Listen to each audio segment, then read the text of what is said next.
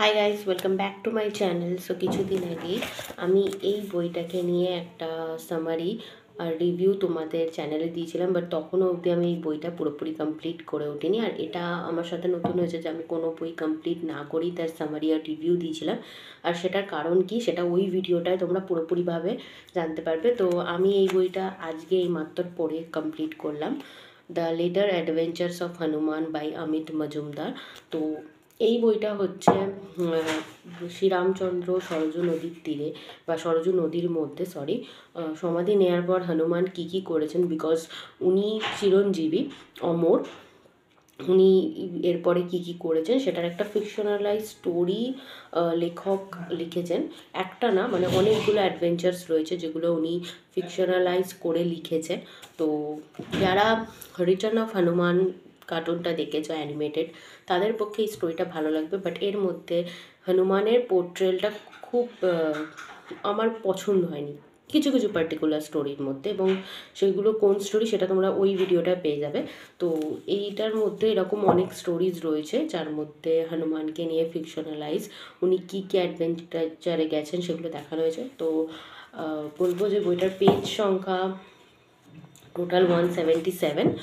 আর প্রথম দিকের কয়েকটা স্টোরি ভালো লাগবে, বাট যতটা পিছনের দিকে যাবে তত ওই স্টোরিগুলো লেম প্লান্ট সেরকম আমার পছন্দ হয়নি।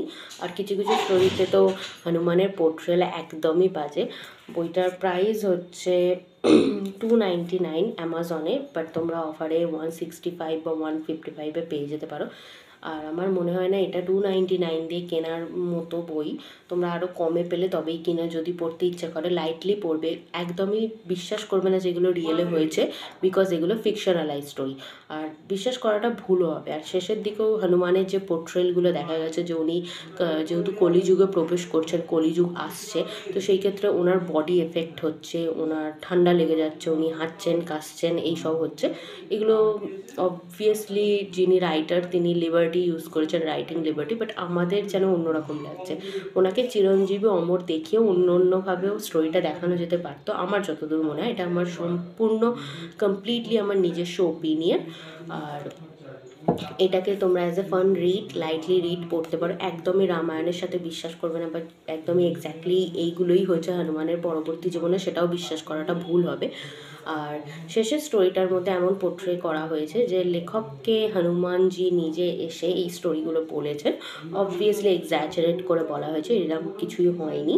তো আমি এটুকুনি বলবো যে লর্ড হনুমানকে নিয়ে যারা তোমরা একদম ঠিকঠাক জানতে চাও, তারা অন্যান্য বইগুলো পড়তে পারো।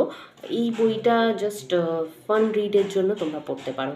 আদারওয়াইজ এটা ফ্লিপকার্ট, অ্যামাজনে পাবে, মিশো এটা অ্যাভেলেবেল নেই। বইটার পেজ কোয়ালিটি ভালো, ভেতরে কোনো পিকচার্স নেই, তবে যে স্টোরিজগুলো রয়েছে তার মতো এক একটা করে সাইন বা এমব্লেম এখানে লেখা রয়েছে, তো সেটাই তোমরা দেখতে পারো। তো ভিডিওটা ভালো লাগলে অবশ্যই like, share, subscribe and comment করো। Thank you.